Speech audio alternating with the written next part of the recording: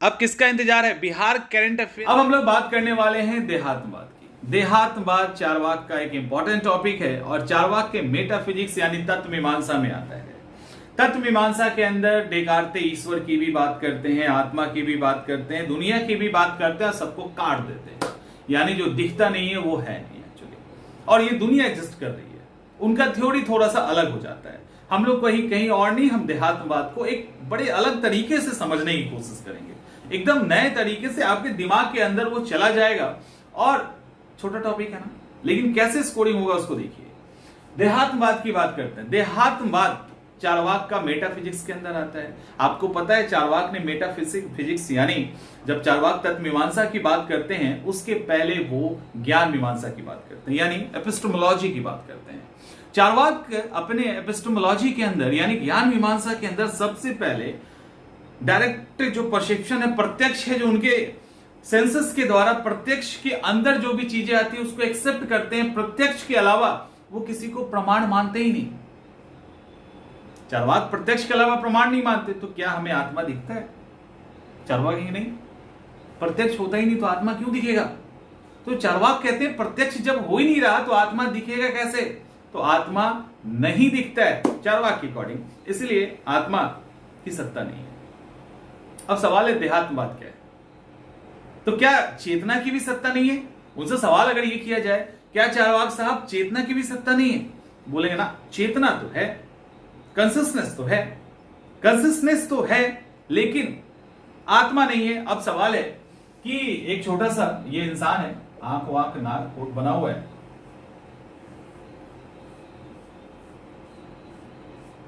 ऐसे कर लीजिए, ठीक है, मोटा मोटी हो गया।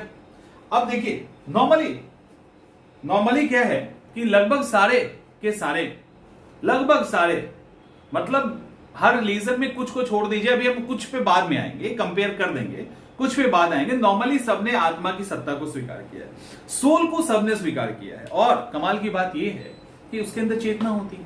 तो सोल को एक्सेप्ट किया है, सबने किया है।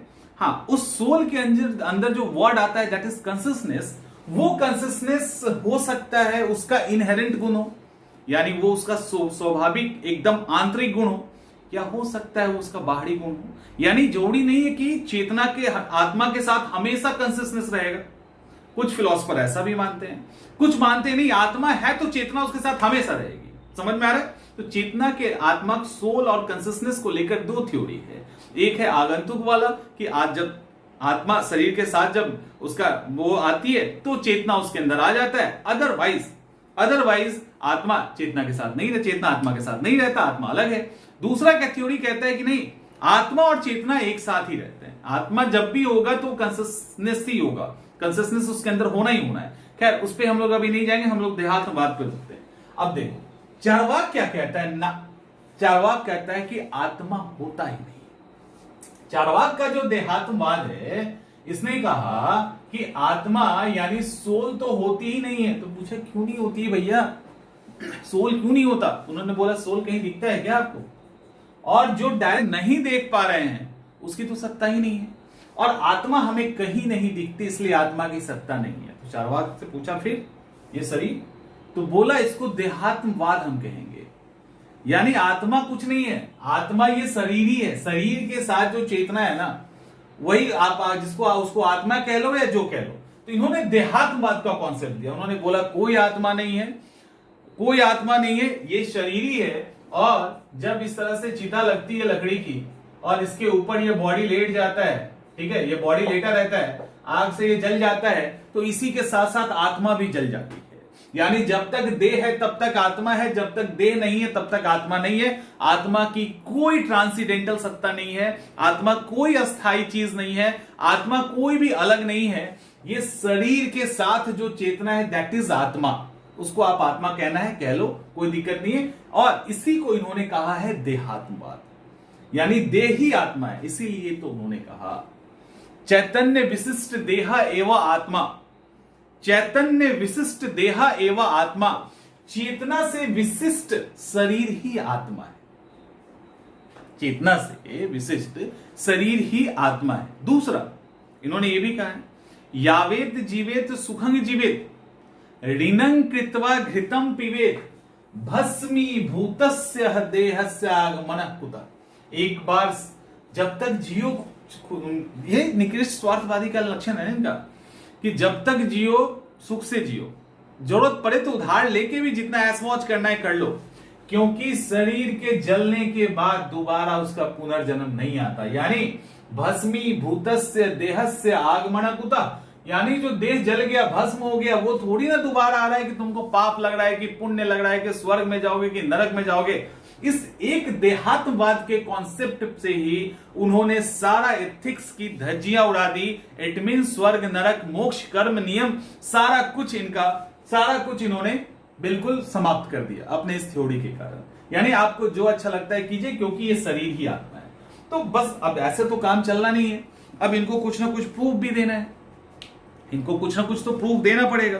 अब जब देना पड़ेगा तो बोला गया कि ठीक है, आप तो बोल रहे हो कि ये जो बॉडी है ये तो काम करता है, जब जिंदा रहता है तब तो हमें दिखता है कि इसके अंदर कुछ हलचल है, और इसी को लोग कहते हैं आत्मा, की आत्मा शरीर को चला रही है। बोले नहीं, दिस इज चेतना।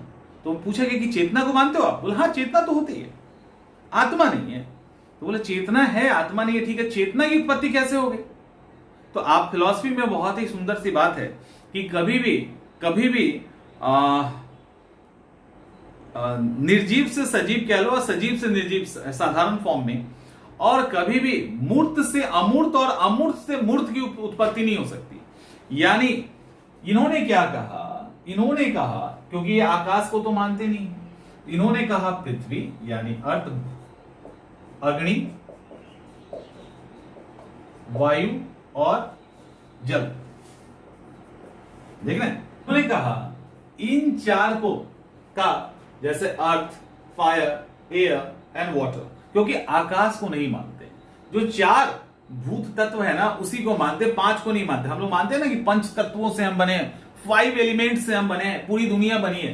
ये कहते हैं ना मात्र 4 एलिमेंट है, क्योंकि आकाश हमें दिखता नहीं है। हवा तो हमें महसूस होती है ना स्किन के थ्रू, तो हमें वो, लेकिन आकाश हमें नहीं दिखता। इट मींस आकाश नहीं होता, बाकी चारों है। इन चारों के स्पेशल रेशियो में कॉम्बिनेशन के द्वारा, यानी इन चारों का एक विशेष अनुपात कर दिया जाए तो चेतना का भी शरीर में उत्पत्ति हो जाता है। तो पूछा गया कैसे भैया, ऐसा कैसे हो सकता है? तो उन्होंने एग्जाम्पल दिया, 2 एग्जाम्पल दिए हैं। पहला एग्जाम्पल मदिरा का और दूसरा एग्जाम्पल पान का। पहला इन्होंने वाइन का एग्जाम्पल दिया है, वाइन का एग्जाम्पल दिया है। बोला कि क्या चावल में, अंगूर में, सेब में, इन सब में नशा होता है? नहीं होता ना, लेकिन उनमें अलग अलग कंपोनेंट को मिला के हम एक सर्टेन प्रोसेस से जब गुजरते हैं, एक निश्चित तरीके से गुजरते हैं, उसी के अंदर मादकता आ जाती है ना, पी के बेहोश। सेब खा के हो जाएगा कोई, अंगूर खा के कोई हो जाएगा, चावल खा के हो जाएगा, लेकिन उसको विशेष प्रोसेस से सब गुजारते हैं, विशेष अनुपात में मिला के, तो उसके अंदर एक नशा, मादकता आ जाती है। दूसरी तरफ पान, अकेले से पान का पत्ता चबा लो, कड़वा लगेगा, कुछ नहीं होना है। चूना खा लीजिए, कुछ नहीं होगा। कत्था खा लीजिए, कुछ नहीं होगा। विशेष कॉम्बिनेशन में जब इसको मिला के खाएंगे, इसके अंदर एक रेड कलर आ जाएगा। तो बोला ये कैसे आता है? तो उसी तरह से अगर हम विशेष अनुपात में इसको मिला दें तो इसके अंदर से चेतना उत्पन्न होती है, और ये चेतना इस शरीर का गुण है। चैतन्य विशिष्ट शरीरा एवं आत्मा, ये चैतन्य शरीर का गुण है। ऐसा कोई आत्मा नहीं एग्जिस्ट करता जिसमें चेतना होती है, आत्मा है ही नहीं। ये चेतना से युक्त शरीर ही को आत्मा कह सकते हो। ये आत्मा का जो शरीर है वो चेतन युक्त है, वही आत्मा है। तो ये शरीर का गुण है, ये विशेष कॉम्बिनेशन के कारण ही इसके अंदर वो चेतना आ जाती है। तो ये चलो ठीक है, ये भी हुआ। अब इन्होंने इसके लिए उत्पत्ति भी कर दिया, इन्होंने इसके लिए तर्क भी दिया। तर्क कैसे दिया? तर्क के लिए इन्होंने डे टू डे लाइफ का एग्जाम्पल लिया है। जैसे उसमें एक तो ये कहा, एक तो अन्वय। अन्वय का मतलब यह है कि जब तक शरीर है तब तक आत्मा है।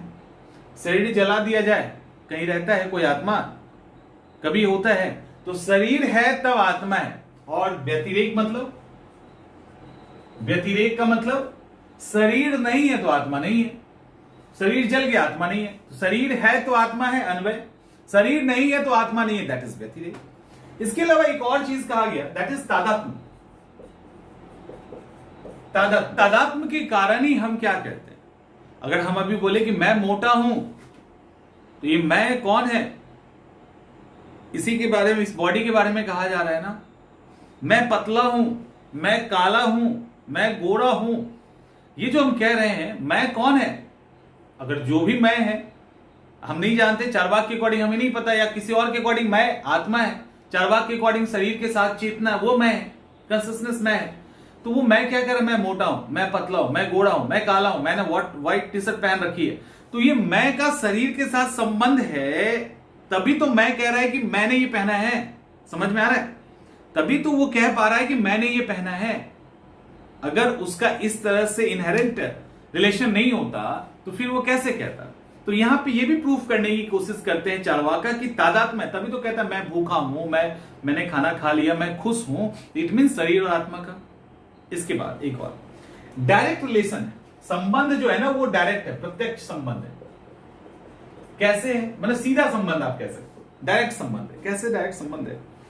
ये कहते हैं कि हमारे दिमाग के अंदर जो भी चलता है उसका शरीर पर, और शरीर पे जो भी होता है उसका दिमाग पे असर पड़ता है। यानी अगर हम कई समय से नहीं खाना खाएं, शरीर हमारा माल न्यूट्रिशन का शिकार हो जाए, माल न्यूट्रिशन को क्या कहते हैं, कुपोषण का शिकार हो जाए, तो फिर दिमाग भी सुस्त हो जाएगा। दिमाग क्या उतना ही तेजी से पढ़ लेगा, लेकिन दूसरी तरफ शरीर दिमाग सब मजबूत है और किसी का दिल टूट जाए, किसी ने धोखा दे दिया, तो वो हो सकता है कि WWF का फाइटर हो, 50 आदमी को पीट सके, लेकिन अगर दिल रियली में टूट गया है तो लड़खड़ा के गिर पड़ेगा, चला नहीं जाएगा, उससे बेड से उठ नहीं पाएगा।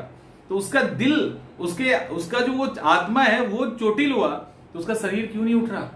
दोनों अगर अलग होता तो शरीर काम कर रहा होता, और शरीर कमजोर होता तो दिमाग तब भी कर रहा होता। दिमाग को थोड़ी ना खाना जाता है। इट मीन्स कि दोनों के बीच में डायरेक्ट रिलेशन। ठीक है, डायरेक्ट रिलेशन। आज तर्क देते हैं, जो उनका अचूक तर्क है, वो तर्क ये है कि क्या आत्मा दिखती है? और अगर शरीर से अलग होता तो मरते समय आत्मा निकल रहा होता, और जब वो निकल रहा होता तो हम देख रहे होते। तो क्या दिखता है? तो नहीं भैया, नहीं दिखता आत्मा मुझे। हो गया इतना? चलिए, तो ये सारा तर्क किसका है? सारे तर्क दिए हैं किसने? चारवाका ने।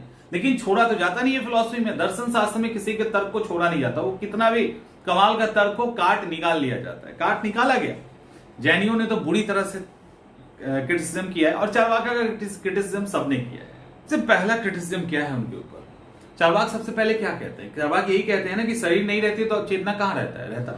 तो इट मीन्स क्या? चेतना जो कंसिस्टेंस है उसका आधार शरीर है।